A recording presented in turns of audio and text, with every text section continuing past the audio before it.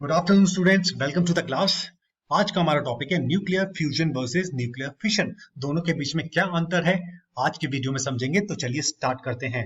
Release of energy, अगर हम बात करें रिलीज ऑफ एनर्जी की, तो दोनों प्रोसेसेस में न्यूक्लियर फिशन हो या न्यूक्लियर फ्यूजन हो, बहुत ज्यादा लार्ज अमाउंट ऑफ एनर्जी हमें देखने को मिलती है। And also we see manipulation of atomic nuclei in both the processes. दोनों प्रोसेसेस में न्यूक्लियर फिशन और न्यूक्लियर फ्यूजन में दोनों में जो एटॉमिक न्यूक्लाई होता है उसमें चेंजेस हमें मैनिपुलेशन हमें देखने को मिलती है, जो कि अब इस वीडियो में हम देखेंगे। डिस्पाइट दिस सिमिलैरिटीज हैं, लेकिन इसके बीच में एक बहुत बड़ा डिफरेंस है जो कि समझना बहुत जरूरी है, जो कि इनको बताता है कि ये फिशन है या फ्यूजन है।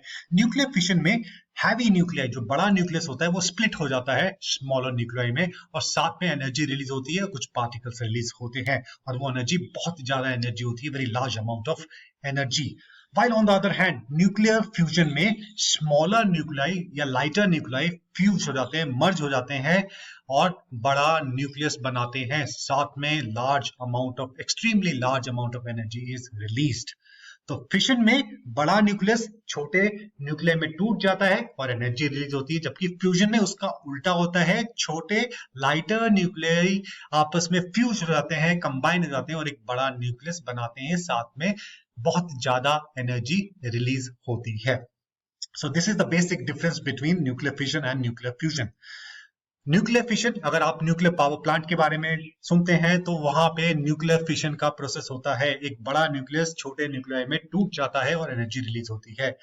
फ्यूजन का जो एग्जांपल है, this process is what powers the sun and other star. Fusion का प्रोसेस सन के कोर में हो रहा होता है, छोटे न्यूक्लियाई फ्यूज होके मर्ज होके बड़े न्यूक्लियस में कन्वर्ट हो रहे होते हैं। फ्यूजन का प्रोसेस सन में हो रहा है। अब आगे बढ़ते हैं। ये तो बात समझ आ गई कि वो न्यूक्लियस किसी में टूट रहा है, किसी में फ्यूज हो रहे हैं और एनर्जी रिलीज हो रही है, पर ये एनर्जी रिलीज हो कैसे रही है, चाहे वो फिशन का प्रोसेस हो या फ्यूजन का प्रोसेस हो, एनर्जी किस तरीके से रिलीज हो रही है वो समझना बहुत जरूरी है इस पूरे कॉन्सेप्ट को, इस पूरे डिफरेंस को समझने के लिए। चलिए थोड़ा बेसिक से स्टार्ट करते हैं, थोड़ा पहले से स्टार्ट करते हैं। मास अ मटेरियल प्रॉपर्टी। पहले सिर्फ ये माना जाता था कि जो मास है, मास एक तरह से कि what amount of matter is stored in a body, उसको हम मास बोलते हैं। ये एक इंटरनल या इंट्रिंसिक कैरेक्टरिस्टिक है किसी भी ऑब्जेक्ट की, किसी भी बॉडी की। पहले ये माना जाता था कि जिसका जितना ज्यादा, और ये बात ठीक भी है, जिसके जितना ज्यादा मास होगा वो उतना ज्यादा रेजिस्टेंस ऑफर करेगा अपनी पोजीशन से हटने के लिए, ये चेंज होने के लिए। वो रेस्ट जो 1 kg मास, और दूसरी तरफ मैं बात करूं ½ kg मास, तो 1 kg मास ज्यादा रेजिस्टेंस ऑफर करेगा, अपनी पोजीशन को नहीं छोड़ेगा, उसके लिए हमें ज्यादा फोर्स लगानी पड़ेगी।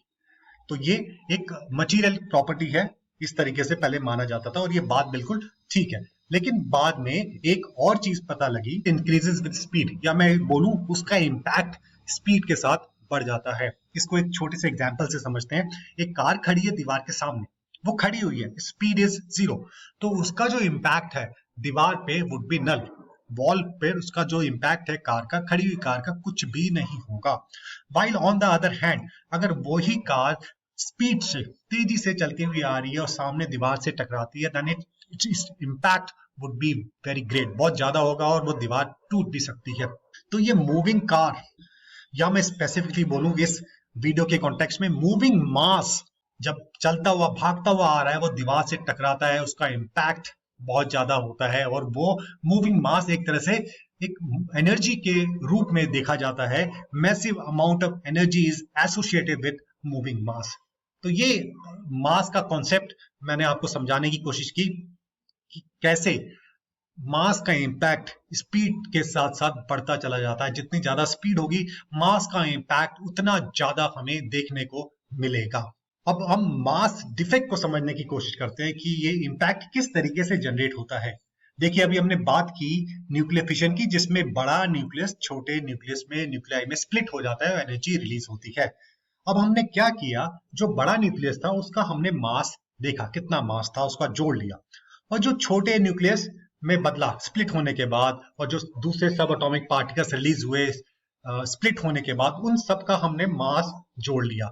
बड़े न्यूक्लियस का पहले मास जोड़ा, और जो बड़े न्यूक्लियस से स्प्लिट होके जो चीजें बनी उनका भी हमने मास जोड़ लिया। तो हमने देखा जो बड़ा न्यूक्लियस का मास था और जो स्प्लिट होके जो चीजें बनी उनका जो मास था टोटल, उसके बीच में हमें डिफरेंस देखने को मिला।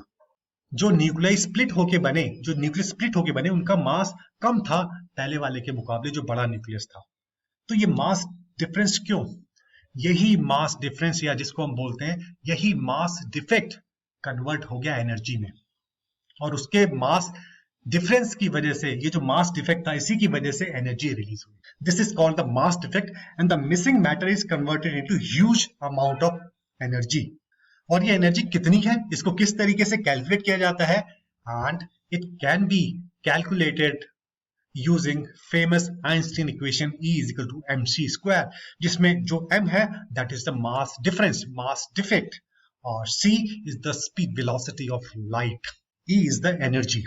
अब मैं बात करूं मास डिफरेंस तो बहुत कम था, मान लेते हैं 0.1% would be the mass difference, mass defect 0.1% था, लेकिन इसके बावजूद भी बहुत ज्यादा एनर्जी रिलीज हुई इस प्रोसेस में, फिशन के प्रोसेस में या फ्यूजन के प्रोसेस में। क्यों? बिकॉज इसके साथ कौन सा फैक्टर जुड़ गया, फैक्टर c स्क्वायर जुड़ गया, square of speed velocity of light. जो वेलोसिटी ऑफ लाइट है दैट इज 3 × 10⁸ मीटर पर सेकेंड, और उसका स्क्वायर कर देंगे तो 9 × 10⁻16 मीटर स्क्वायर पर सेकेंड स्क्वायर। तो ये फैक्टर, बहुत बड़ा फैक्टर उसके साथ जुड़ गया, स्लाइट डिफरेंस इन मास के साथ, जिस इन दोनों ने मिलके जो एनर्जी थी, रिलीज ऑफ एनर्जी को बहुत बड़ा बना दिया। When multiplied by small difference generates huge amount of energy. तो ये mass defect gets converted into energy using Einstein famous energy equation E is equal to mc square. M is the mass difference, c is the velocity of light. अब एक example से इस mass defect को समझने की कोशिश करते हैं। अंडरस्टैंडिंग इट्स एनर्जी, इस मास डिफेक्ट में कितनी एनर्जी हो सकती है, जो प्रैक्टिकल एग्जाम्पल है, हम अपनी डेली लाइफ में जो एग्जाम्पल है उससे किस तरीके से समझें, चलिए वो देखते हैं। मैंने सर्टेन अमाउंट ऑफ कोयले को मैं जलाता हूं, और जलने के बाद क्या होता है, कुछ गैसेस निकलती हैं, और कोयला जलने के बाद उसका कुछ मास रिड्यूस हो जाता है, बाय प्रोडक्ट बन जाता है। और मैंने देखा जो कोयला था, ओरिजिनल कोयला, उसका मास मैंने लिया, और जो बाय प्रोडक्ट, जो प्रोडक्ट्स निकल के आए, जला हुआ कोयला प्लस गैसेस निकल के आई, उनका मास मैंने जोड़ा, तो मुझे मास डिफरेंस देखने को मिला। और ये मास डिफरेंस किस में कन्वर्ट हो गया, एनर्जी में कन्वर्ट हो गया। और ये एनर्जी इतनी ज्यादा थी कि it can easily run the engine, और पूरी रेल गाड़ी को चला सकता है, दैट वो भी बहुत तेजी से। जो स्लाइट मास डिफरेंस था वो किस फैक्टर के साथ मल्टीप्लाई हो गया, c स्क्वायर के साथ मल्टीप्लाई हो गया, और बहुत बड़ी एनर्जी में बदल गया, और इसी एनर्जी ने एक बहुत बड़ी रेलगाड़ी को भी चला दिया। तो ये प्रैक्टिकल एग्जाम्पल है, डे टू डे लाइफ का एग्जाम्पल, जो हम E is equal to mc square से समझ सकते हैं कि किस तरीके से जो मास डिफरेंस था, ओरिजिनल कोयला और जो कोयला जल गया और गैसेस निकल गई, उनका मास जोड़ के जो मास डिफरेंस आया, किस तरीके से वो मास डिफरेंस एनर्जी में कन्वर्ट हो गया using E is equal to mc square, और वो एनर्जी एक बड़ी रेलगाड़ी को भी तेजी से चला सकती है। तो आई होप स्टूडेंट्स ये आपको समझ आया होगा। अब आगे बढ़ते हैं। अब तो हमने एक तो पहले डे टू डे लाइफ से एग्जाम्पल उठाया, अब एक हम जाते हैं एटॉमिक या सब एटॉमिक लेवल्स पे जाते हैं, जो कि फ्यूजन और फिशन को हमें और अच्छे से समझने में मदद करेगा। एक एटम लिया हमने यूरेनियम का, यूरेनियम जिसका एटॉमिक मास था 235.04 AMU, ये यूरेनियम का एटॉमिक मास है। अब इसके अंदर, यूरेनियम के अंदर 92 प्रोटॉन्स हैं और 143 न्यूट्रॉन्स हैं, और प्रोटॉन्स और न्यूट्रॉन का मास जोड़ेंगे तो हमें 235.04 मिलना चाहिए। लेकिन जब हमने कैलकुलेट किया, एक न्यूट्रॉन का जो मास है दैट इज 1.008665 AMU, और एक प्रोटॉन का मास होता है 1.007276 AMU। न्यूट्रॉन का प्रोटॉन से थोड़ा सा ज्यादा होता है मास। अब हमने देखा कि 92 प्रोटॉन्स का जो मास है वो निकल के आया 92.669392। 143 न्यूट्रॉन्स का मास निकल के आया 144.239095। अब इन दोनों को जो आया रिजल्ट, इन दोनों को मैंने जोड़ दिया तो टोटल मास निकल के आया 236.9 AMU। तो ये मास आना चाहिए था, क्योंकि यूरेनियम के अंदर 92 प्रोटॉन्स हैं, 143 न्यूट्रॉन्स हैं, एक प्रोटॉन का मास इतना है और एक न्यूट्रॉन का मास इतना है। जब मैंने सब कुछ कैलकुलेट किया तो टोटल 236.9 AMU आना चाहिए, लेकिन असलियत में यूरेनियम का जो एटॉमिक मास यूनिट है दैट इज 235.04। लेकिन अब ये जो मास डिफरेंस है, ये डिफरेंस क्यों आया, इसमें ऐसी क्या जरूरत पड़ी? इसमें तो ना स्प्लिटिंग हुई ना फ्यूजन हुआ, उसके बावजूद भी ये मास डिफरेंस हमें क्यों देखने को मिला? तो ये कुछ इस तरीके इसलिए हुआ, आप देखेंगे न्यूक्लियस के अंदर क्या होता है, प्रोटॉन्स और न्यूट्रॉन्स होते हैं। हालांकि न्यूट्रॉन्स में कोई चार्ज नहीं होता, लेकिन प्रोटॉन्स पॉजिटिवली चार्ज होते हैं। इतने छोटे से न्यूक्लियस में 92 प्रोटॉन्स हैं और वो भी पॉजिटिवली चार्ज हैं, क्या वो आपस में रिपल नहीं करेंगे? इतने कम डिस्टेंस में है वो, क्या आपस में रिपल नहीं करेंगे? और अगर रिपल करेंगे तो न्यूक्लियस बन ही नहीं सकता, अनस्टेबल होकर टूट जाएगा। लेकिन फिर भी उसके बावजूद भी ये 92 प्रोटॉन्स इतने छोटे से न्यूक्लियस के अंदर क्यों हैं? That is the reason. ये जो मास डिफेक्ट है 235.04 क्यों बना 236.0.9 की बजाय? ये जो मास डिफेक्ट है gets converted into nuclear binding energy. इस एनर्जी ने इन 92 प्रोटॉन्स को और 143 न्यूट्रॉन्स को कस के पकड़ा हुआ है, कस के बांधा हुआ है एक छोटे से न्यूक्लियस के अंदर। अगर ये न्यूक्लियर बाइंडिंग एनर्जी ना हो तो जो 92 प्रोटॉन्स हैं पॉजिटिवली चार्ज है, इतनी तेजी से रिपल हो कि न्यूक्लियस कभी स्टेबल ही नहीं रह पाएगा। तो ये मास डिफेक्ट एक तरीके से स्टेबिलिटी प्रोवाइड की इससे यूरेनियम के न्यूक्लियस के अंदर। इनफैक्ट जितने भी जो एटम्स हैं, सब एटॉमिक पार्टिकल्स हैं, ये न्यूक्लियर बाइंडिंग एनर्जी उनको इसी तरीके से बांध के रखती है। मास डिफेक्ट की वजह से वो एनर्जी कन्वर्ट हो जाती है बाइंडिंग एनर्जी में। अब आगे बढ़ते हैं, न्यूक्लियर फिशन के प्रोसेस को आप समझते हैं। अब इंडिविजुअली स्पेसिफिकली न्यूक्लियर फिशन के प्रोसेस को समझते हैं। फिशन में हमने सीखा कि जो बड़ा न्यूक्लियस है वो टूट जाता है लाइटर वंस में, जैसे कि यूरेनियम और प्लूटोनियम स्प्लिट हो जाते हैं स्मॉलर वंस में। अब इसको और स्पेसिफिकली समझते हैं। यूरेनियम 235 का हम एग्जांपल लेते हैं। यूरेनियम 235 को अगर हम हाई स्पीड न्यूट्रॉन के साथ बम्बार्डमेंट करते हैं, उससे टक्कर करवाते हैं उसकी, तो जो यूरेनियम है वो बेरियम में, क्रिप्टन में और 3 न्यूट्रॉन्स में स्प्लिट हो जाता है। इस तरीके से स्प्लिट हो जाता है और साथ में बहुत सारी एनर्जी रिलीज होती है। अब ये एनर्जी किस तरीके से रिलीज हुई उसको प्रैक्टिकली करने की कोशिश करते हैं। यूरेनियम का जो एटॉमिक मास यूनिट है दैट इज 235.04, न्यूट्रॉन का मास है 1.008665 AMU।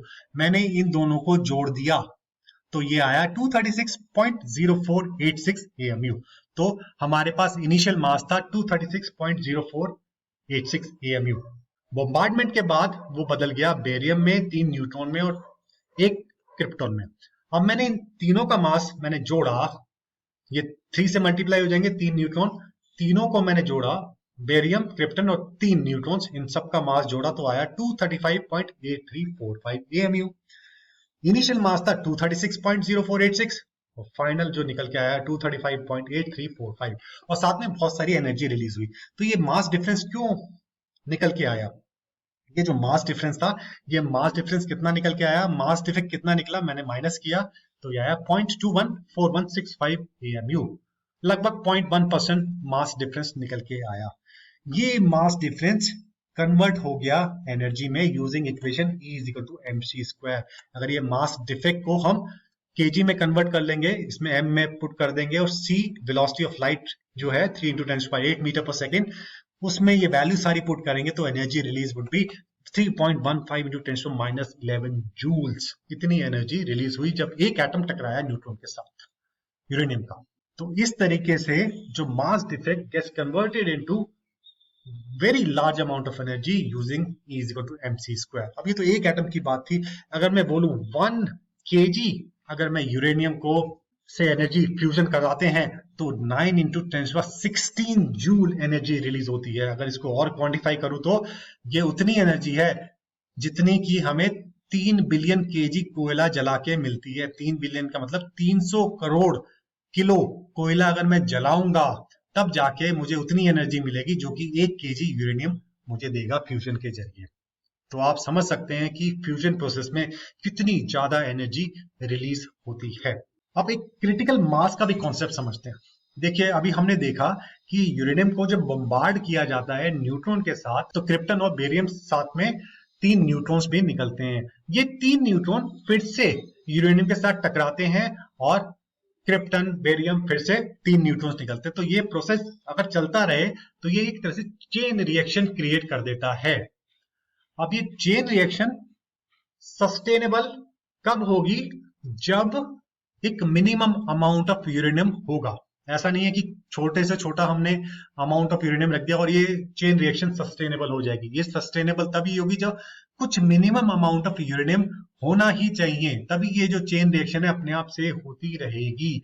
उस मिनिमम मास को बोला जाता है क्रिटिकल मास। अगर इतना मास यूरेनियम का है और फिर उसके बाद बॉम्बार्डमेंट होती है तो वो अपने आप को सेल्फ सस्टेन करता रहेगा।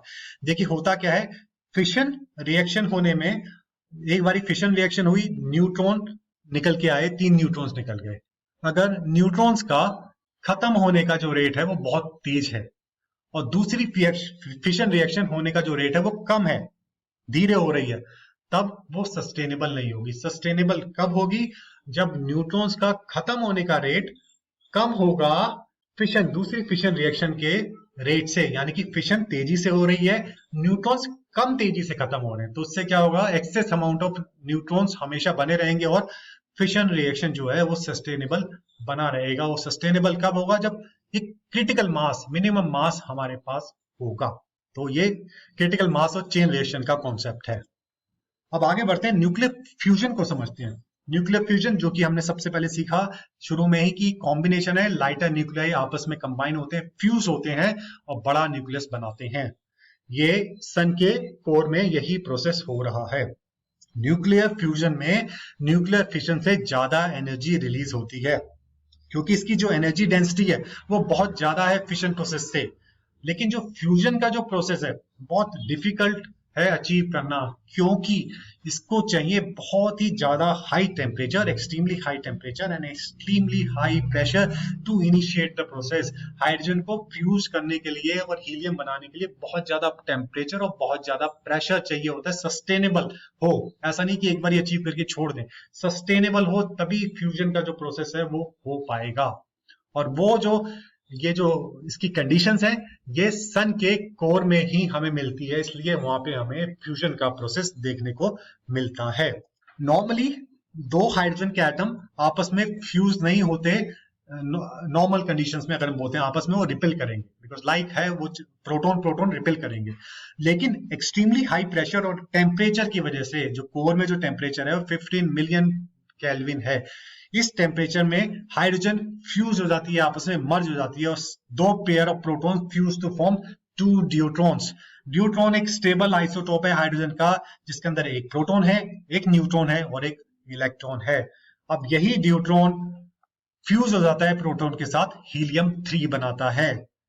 2 हीलियम 3 आपस में फ्यूज होके बेरिलियम 6 बनाते हैं, पर बेरिलियम 6 एक अनस्टेबल स्टेज है, ये डिसइंटीग्रेट हो जाता है और 2 प्रोटॉन निकाल देता है और फाइनली हमें हीलियम 4 देखने को मिलता है। हीलियम 4 का जो मास है वो कम होता है इनिशियल पोजीशन के मुकाबले और इस मास डिफरेंस की वजह से बहुत ज्यादा एनर्जी रिलीज होती है और ये एनर्जी कोर से निकलती हुई सोलर सिस्टम में चली जाती है। और जो रिएक्शन है वो कुछ इस तरीके से हम शो कर सकते हैं। 2 हाइड्रोजन आपस में फ्यूज होके ड्यूट्रॉन बनाते हैं, पॉजिट्रॉन, न्यूट्रिनो और एनर्जी रिलीज होती है। अब यही ड्यूट्रॉन हाइड्रोजन के साथ दोबारा से रिएक्ट करता है। ड्यूट्रॉन के साथ भी रिएक्ट कर सकता है, लेकिन सूरज के कोर में इतनी ज्यादा हाइड्रोजन है, हाइड्रोजन बहुत ज्यादा है, तो इसलिए ड्यूट्रॉन हाइड्रोजन के साथ पहले रिएक्ट कर देता है, हीलियम 3 बनता है, साथ में गामा रेज और एनर्जी रिलीज होती है। अब यही हीलियम 3 आपस में फ्यूज हो जाते हैं और हीलियम 4 बनाते हैं और साथ में 2 हाइड्रोजन और बहुत ज्यादा एनर्जी रिलीज होती है। तो ये न्यूक्लियर फ्यूजन का प्रोसेस हुआ। आई होप ये आपको क्लियर हुआ होगा। दोनों के केस में फिशन हो या फ्यूजन हो, मास डिफेक्ट रिस्पॉन्सिबल है उसकी एनर्जी कन्वर्जन में और बहुत सारी एनर्जी रिलीज होती है इसी मास डिफरेंस की वजह से। क्यों रिलीज होती है? Because E is equal to MC square, जो C स्क्वायर फैक्टर है M के साथ मल्टीप्लाई होकर बहुत ज्यादा एनर्जी रिलीज कर देता है। डिड यू नो सन के अंदर every second 600 billion tons of hydrogen is converted into helium, releasing 385 trillion tons of energy every second, जो कि बहुत ही ज्यादा है। अब चीजों को समराइज कर लेते हैं फटाफट। न्यूक्लियर फिशन और न्यूक्लियर फ्यूजन दोनों डिफरेंट प्रोसेस इन सेंस कि इसमें दोनों में मैनिपुलेशन है, दोनों में एनर्जी रिलीज है। इस केस में तो ये सिमिट्री है, इसमें सिमिलर है, लेकिन ये जो एक में स्प्लिट होता है, न्यूक्लियर फिशन में स्प्लिट होता है और फ्यूजन में लाइटर न्यूक्लियाई कंबाइन होकर बड़ा न्यूक्लियस बनाते हैं। तो ये इनके बीच में डिफरेंस है। Nuclear fission involve splitting of heavy nucleus into two smaller nuclei releasing very large amount of energy. Fusion में merging of two light nuclei to form a heavier nucleus also releasing very large amount of energy। Fusion में nuclear fission के मुकाबले काफी ज्यादा energy release होती है। और ये एनर्जी कैसे बनती है? E is equal to mc²। m is the mass difference, c is the velocity of light। अब आपके सामने एक छोटी सी क्विज है, इसको अटेम्प्ट कीजिए। जो पहला क्वेश्चन है that is in the equation E is equal to mc², c represents speed of sound, speed of light या विंड स्पीड। इन तीनों में से क्या है? दूसरा क्वेश्चन है in nuclear fission smaller nuclei combine to form the bigger one. Nuclear fission में दो छोटे न्यूक्लियाई या छोटे न्यूक्लियाई कंबाइन होकर बड़ा बनाते हैं। इज दिस ट्रू और false? And your time starts now. And the answers are, I hope students ये वीडियो आपको इंटरेस्टिंग लगा होगा, समझ आया होगा फिशन और फ्यूजन में क्या डिफरेंस है। अगर आपको ये इंटरेस्टिंग लगा है तो अपने दोस्तों के साथ शेयर कीजिए। मैं आपको दोबारा मिलूंगा किसी और इंटरेस्टिंग वीडियो के साथ। Till then good bye, thank you very much, have a nice day.